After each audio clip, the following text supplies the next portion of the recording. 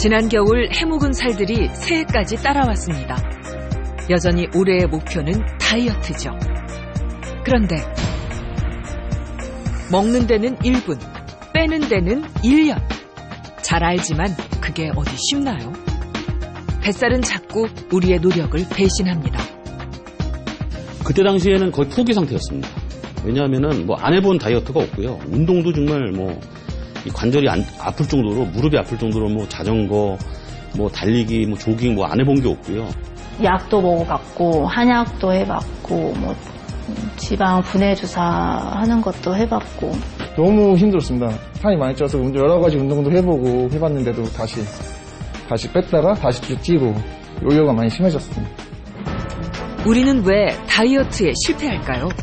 그럴 때 우리는 기적의 다이어트를 찾고 작은 유혹에도 쉽게 흔들립니다. 빼야 하기 때문입니다.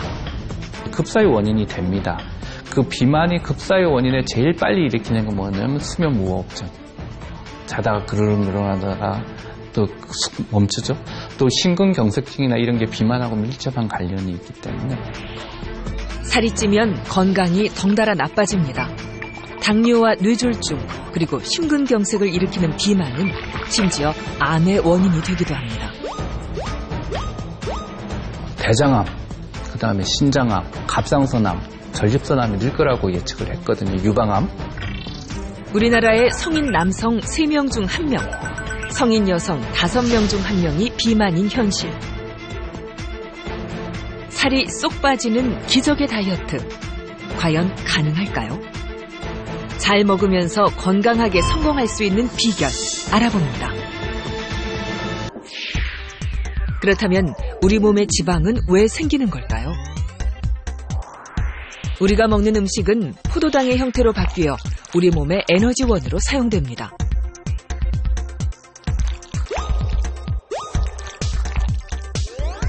하지만 과다한 포도당은 인슐린 분비를 자극해서 체지방이 쌓이는 것을 촉진합니다.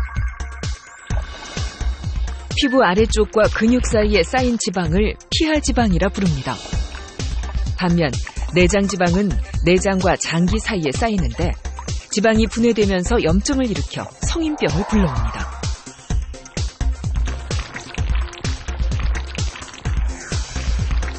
또한 지방은 장기에 직접 쌓이기도 하는데 특히 심장 관상동맥벽에 지방이 쌓이면 동맥경화가 나타나 협심증이나 심근경색 등 심혈관 질환으로 이어질 수 있습니다.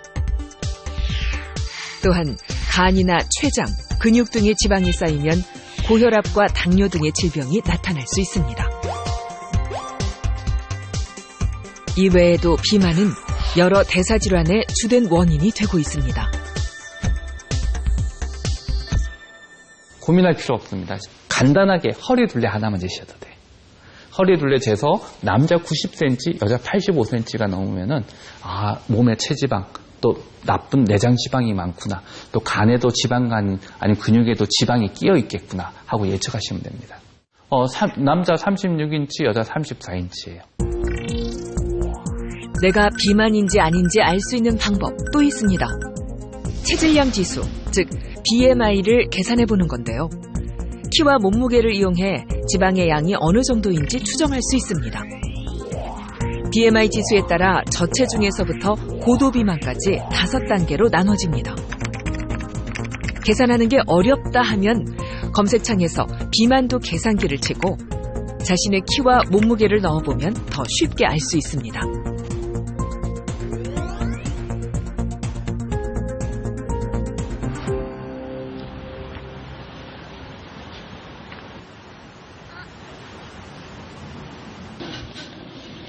출출한 오후, 딱 요맘때 입이 심심해지죠.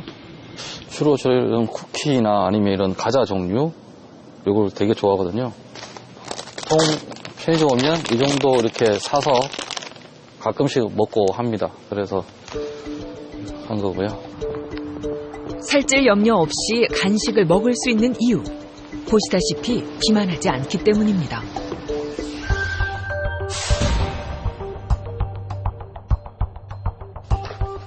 그런데 초기 비만이었습니다.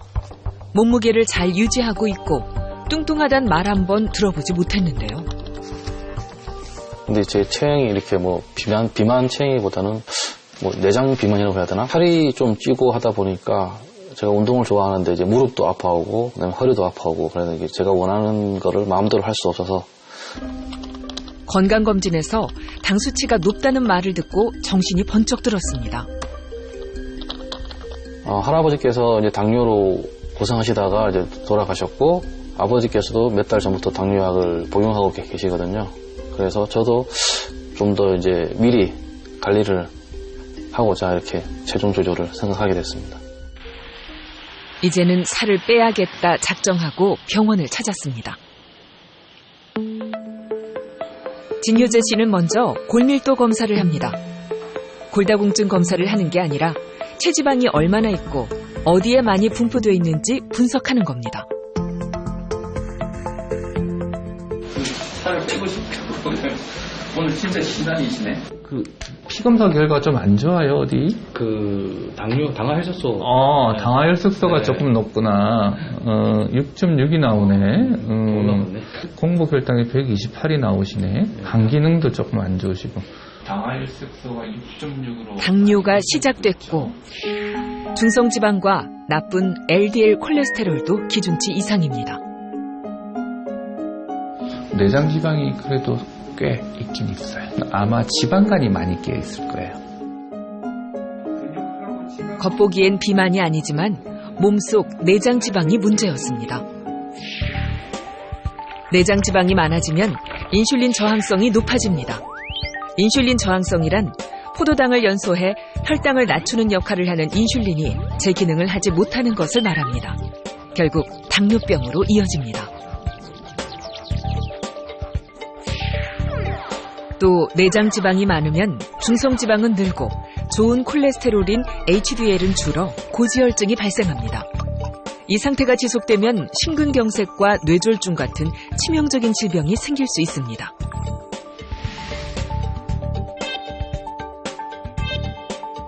뿐만 아니라 암의 원인이 되기도 합니다.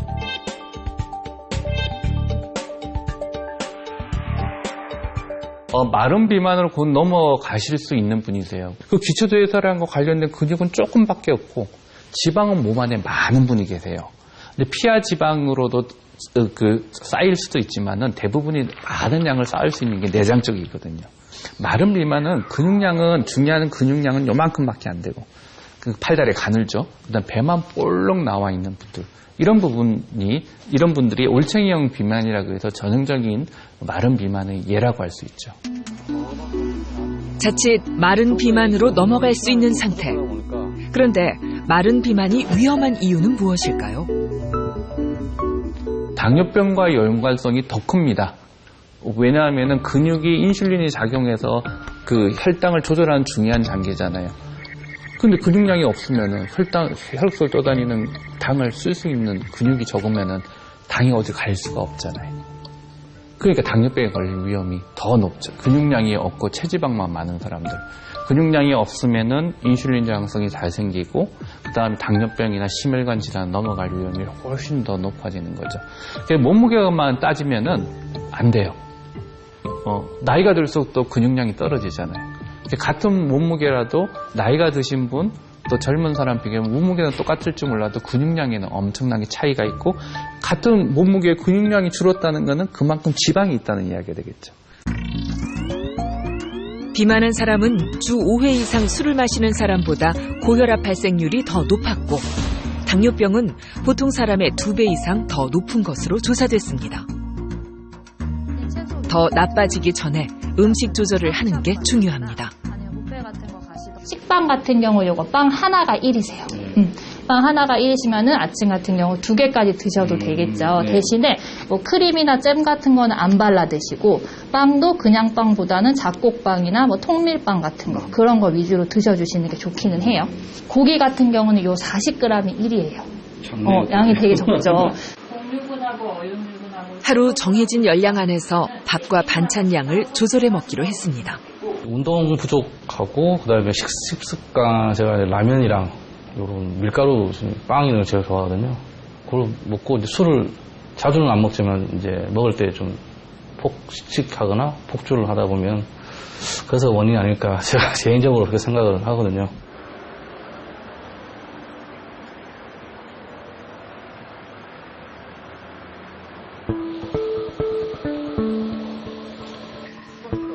종일 사무실에 앉아 일을 하는 사람들이 비만에 취약하기 마련인데요. 그 대사증후군 그 전 단계라고 전조 증상이 있다 그래가지고요. 작년 1월 달부터 한 6개월간 다이어트를 했습니다.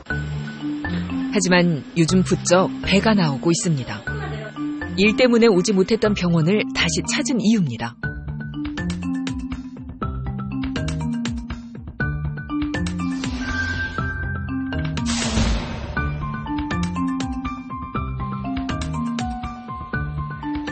맨 처음에 오실 때 80.6이셨잖아요.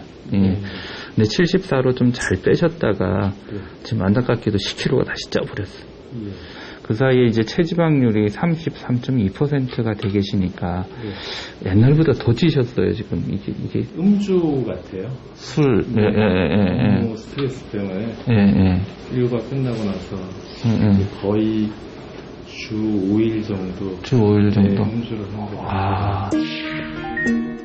살이 찌면서 당뇨 전 단계까지 당 수치가 올라갔습니다.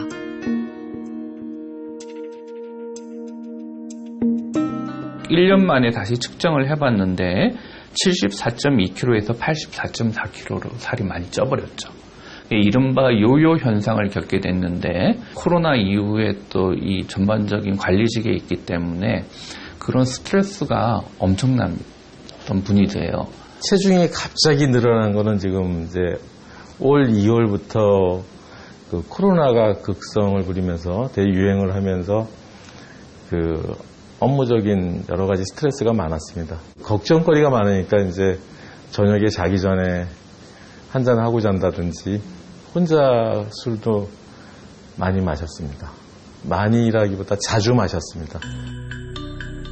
회사 일로 중압감을 느끼면서 술을 마시는 횟수가 잦아졌다는 이형열 씨. 얼마나 인건비 상승이 오는지 지원을 충분해서 불편함 느끼지 않게끔 부탁드립니다. 술은 비만과 어떤 관계가 있을까요? 알코올이 몸에 들어가면 30%는 위 점막으로 흡수되고 나머지는 소장에서 소화됩니다. 이때 흡수된 지방은 혈액을 타고 전신으로 보내진 후 지방분해 효소에 의해 분해돼 우리 몸의 에너지로 쓰입니다. 하지만 알코올을 과도하게 섭취하면 지방분해 효소의 기능이 약화됩니다.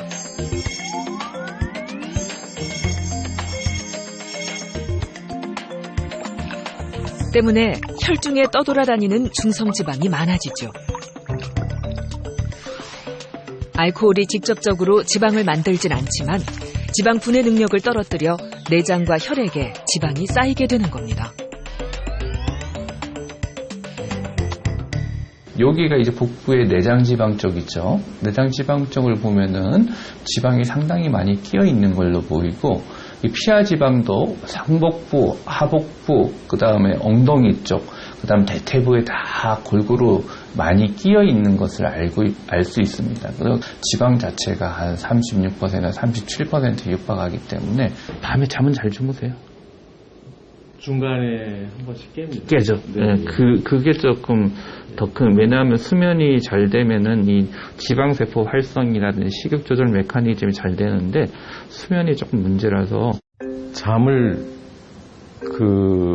중간에 항상 깹니다. 2시나 3시 정도 깨면은 이게 너무 명료한 상태로 깨기 때문에 다시 핸드폰을 들고 인터넷을 검색한다든지 그러다가 아침까지 못 자고 일어나서 출근할 때도 있고. 스트레스만큼 살을 찌게 했던 원인은 수면 부족이었습니다. 달콤한 잠과 그렇지 못한 잠은 비만에 어떤 영향을 미칠까요? 우리 몸은 깊은 잠에 빠지면 뇌하수체에서 성장 호르몬을 분비하는데 이 성장 호르몬은 지방을 태우고 근육을 생성합니다. 반면 수면이 충분하지 못하면 성장 호르몬의 분비가 적어 지방 소모가 줄어듭니다. 또한 위와 지방세포에서 신호를 보내는 식욕 조절 물질들이 잘 작동하지 않으면 체중이 증가하게 됩니다.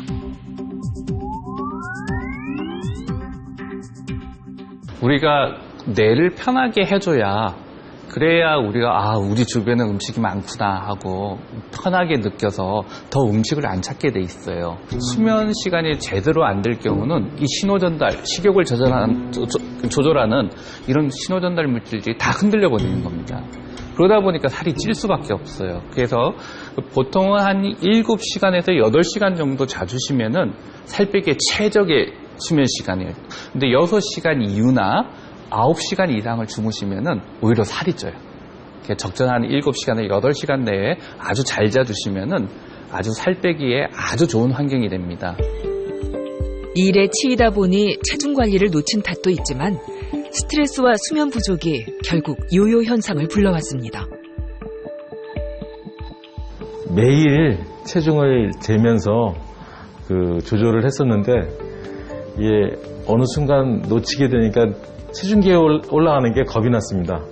그리고 혁뒤 구멍이 하나하나 늘어나는 걸 보면서 이러면 안 되는데 그런 생각도 많이 들었고 또 몸이 금방 알아볼 수 있습니다.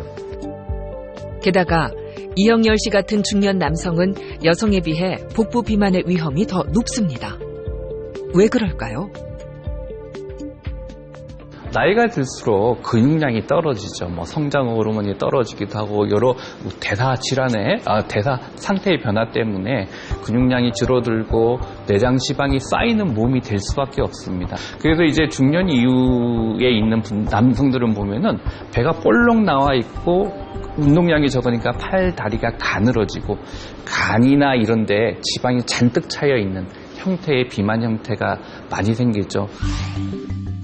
흔히 사과형 비만이라 부르는 상체형 비만은 내장 지방일 가능성이 높고 중년 남성이 많습니다.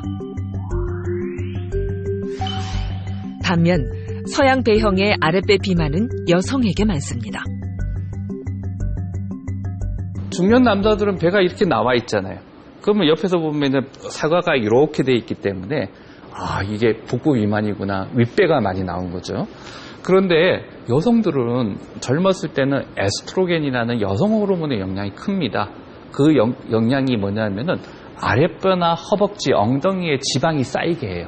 그게 서양 배형 비만이라고 그러는데 여성들은 이제 엉덩이나 허벅지에 이 많은 지방 때문에 고민들을 많이 하시는데 사실 이 지방은 좀 활성이 덜해서 우리가 다이어트를 하더라도 좀 늦게 빠져요. 특히 여성들은 열심히 운동을 해도 아랫배가 안 빠진다 고민하고 좌절하는데 이 지방도 빠지는 순서가 있습니다. 우리 몸의 에너지를 제일 빨리 저장하고 빨리 끄집어낼 수 있는 데가 내장 쪽이기 때문에 제일 먼저 빠지는 건 내장 지방이 빠져요. 그 다음에 피하 지방도 빠지는 순서가 있는데 피하 지방도 윗배 쪽에 있는 피하 지방이 빨리 빠지고요. 골반이나 엉덩이 아랫배에 있는 지방은 제일 늦게 빠집니다. 어떤 여성분들은 젊은 여성들은 다이어트 하는데 여기가 왜 안 빠지지 하고 이쪽만 쳐다보시는데 사실 이쪽을 쳐다보실 게 아니라 아랫배, 그 다음에 골반, 허벅지에 있는 지방이 늦게 빠져요. 기다려야죠. 어떤 분은 지방 흡입 이렇게 하시는데 지방 흡입이 빼낼 수 있는 지방량은 많지 않아요.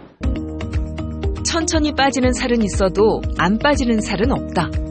다만 늦게 빠질 뿐입니다.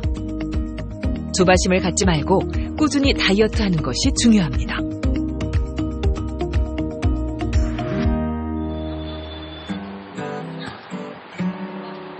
영하의 추위가 몰아친 날, 나재호 씨는 어김없이 운동을 합니다.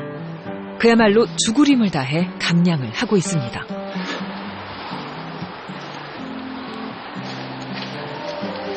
예전에는 한 130kg 있었거든요. 지금 한 거의 45kg 정도 된 것 같습니다. 한 거의 7개월 정도? 같은 사람이 맞는지 의심스러울 정도의 옛날 모습. 고도 비만이었습니다.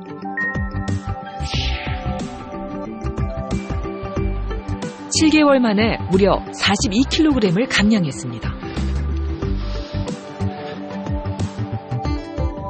그때 입었던 바지입니다. 맨 처음에는 살쪘을 때는 43 정도 였습니다, 허리가. 근데 지금은 33, 34 정도 되겠습니다. 무려 10인치를 줄였습니다. 이것이야말로 기적의 다이어트일까요? 대체 그 감량의 비결은 뭘까요?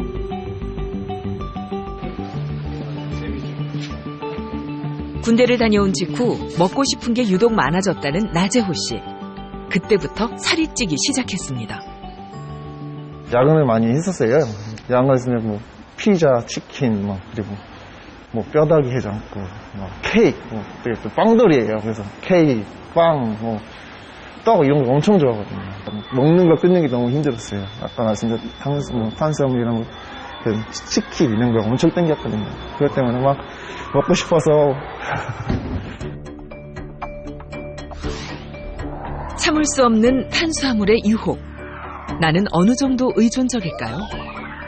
밥을 먹고 난 후에도 달달한 음식을 찾게 되거나 탄수화물을 먹지 않으면 잠을 자지 못하는 사람은 탄수화물 의존성이 높을 가능성이 있습니다.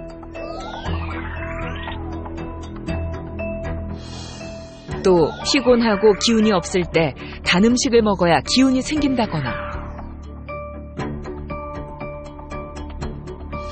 탄수화물을 먹지 못해서 짜증이 나고 초조해진다면 한 번쯤은 탄수화물 의존증을 의심해 볼 필요가 있습니다. 이런 경우 탄수화물을 줄이는 것이 쉽지 않습니다. 하지만 2주 이상만 꾸준히 노력하면 이겨낼 수 있습니다. 탄수화물은 끊어야 하는 것이 아니라 적당히 섭취를 해야 합니다. 연구 결과 탄수화물을 전체 식사량의 40에서 60% 또는 50% 내외로 먹을 경우 사망률이 가장 낮았고 탄수화물을 너무 적게 먹거나 많이 먹었을 경우에 사망률이 높은 것으로 나타났습니다.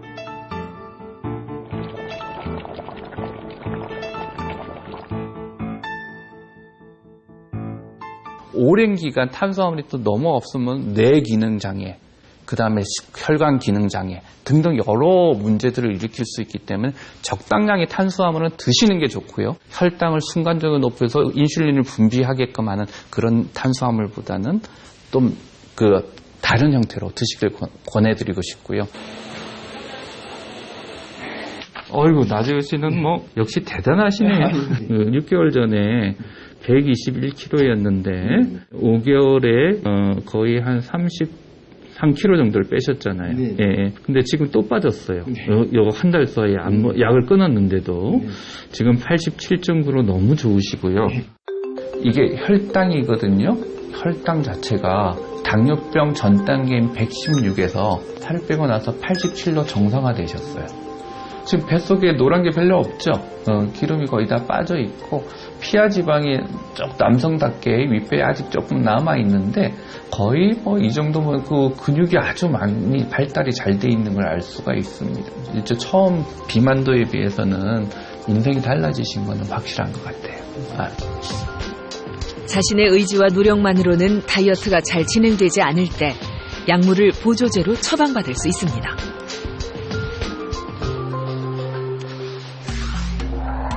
다이어트에 사용되는 약물은 크게 식욕 억제제와 지방 흡수 억제제로 나뉩니다. 식욕 억제제는 먹고 싶은 욕구를 떨어뜨리는 직접적인 효과가 있습니다. 뇌 안에 있는 식욕 조절 중추인 시상하부에 작용해 식욕을 억제합니다. 하지만 식욕 억제제 중 일부는 갑상선 기능 항진증이나 조절되지 않는 고혈압, 심혈관 질환이 있는 환자에게 위험할 수도 있습니다. 한편 지방 흡수 억제제는 지방의 흡수를 어느 정도 막아주는 역할을 합니다. 위와 소장에서 분비되는 리파아제라는 효소를 억제해 지방 분해를 막고 장기로 흡수되는 지방을 차단하는 겁니다. 어떤 약물이든 전문의의 처방이 반드시 필요합니다. 다이어트 한두 개 정도 먹었는데 처음에는 조금 효과가 있다가요. 나중에 완전 효과가 아예 없는 겁니다. 그래서 그거 먹고 좀 더 찐 그런 것도 있어서 다이어트 약은 절대 안 먹고 있습니다. 탄수화물 섭취를 줄이며 식단 조절을 하는 노력도 크지만 나재호 씨에게는 다이어트에 유리한 조건이 있었습니다. 코로나 때문에 나갈 수도 없고 뛸 수도 없고 하니까 집에서 간단하게 할 수 있는 걸 생각하다 보니까 계단이 생각나서 올라가게 됐습니다. 지방 간에 당뇨 전 단계라는 검진 결과에 충격을 받고 시작한 운동. 운동 속도를 빨리 가다 보면 관절이 오래갈까봐 천천히 걷거든요. 계단 말고 평소에 걸을 때는 속도 빠르게 걷고요. 5분 정도 빠르게 걷고 또 5분 정도는 천천히 걷고. 지하 3층에서 22층까지 하루에 67번. 그렇게 하다 보니 자연스럽게 근육이 붙었습니다. 감량의 비결은 바로 이 근육에 있었습니다.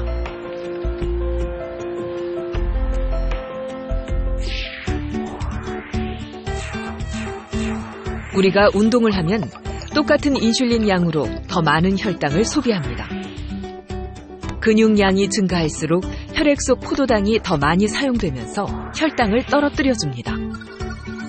또한 근육이 많을수록 칼로리 소비량이 많아지고 지방을 잘 연소시켜 체중 조절에도 도움을 줍니다.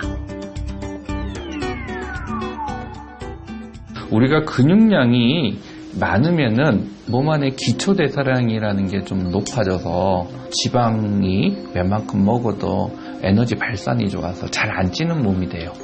처음 살 뺄 때는 먹는 게 중요하지만은 빠진 살을 유지할 때는 근육량이나 이런 게 상당히 중요한데 잘 유지하고 만들어 놓으셨어요. 그래서 먹어도 금방 안 찌는 몸을 만드신 거죠.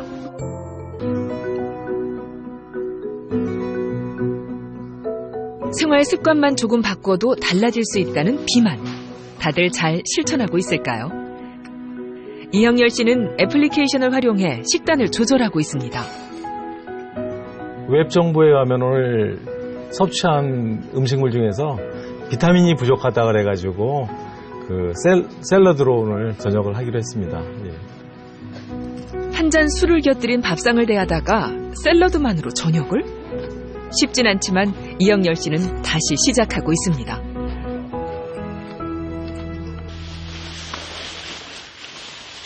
어디 가시는 길이세요? 지금 식당 가는 길입니다. 점심시간이라서. 식당 갈 때도 엘리베이터를 안 타고 그냥 계단으로 이용하려고 노력을 하고 있습니다. 웬만하면 엘리베이터를 피해 두 다리로 먼 길로 돌아가는 진효재 씨.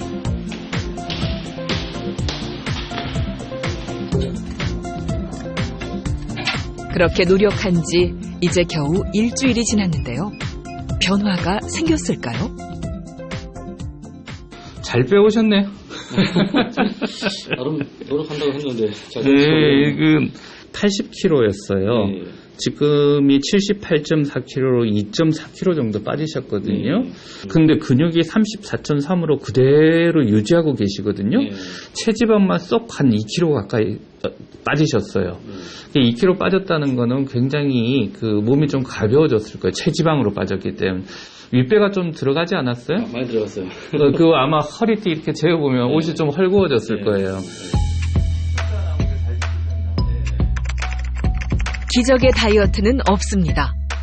생활 습관을 조금 바꾸는 것, 꾸준히 운동을 하는 것, 그것이 기적을 만들었을 뿐입니다. 살찌는 건 한순간, 어쩌다 보니 비만. 날씬해지기보다는 건강을 위해 꼭 필요한 것이 다이어트인데요. 다이어트. 실패하면 다시 일어설 수 있지만 포기하면 일어설 수 없습니다. 체중은 반드시 아는 만큼 빠집니다. 첫째, 먹는 거에 대해서 공부하시고 자기 몸에 맞는 영양소를 적절히 섭취하십시오. 골고루 섭취해야 됩니다. 둘째, 운동을 스트레스화 시키지 말고 생활화 하셔야 됩니다. 세 번째, 잘 주무셔야 됩니다. 한 7, 8시간 정도 푹 주무실 필요가 있고요. 네 번째는 제일 중요한 건데 무엇보다도 비만 아니면 살 빼는 과정 자체가 스트레스화 되시면 안 됩니다. 우울증이라든지 스트레스를 탈출해야만 제대로 된 다이어트가 되고 또 다이어트 과정을 즐길 줄 알아야 성공적인 다이어트가 이루어집니다.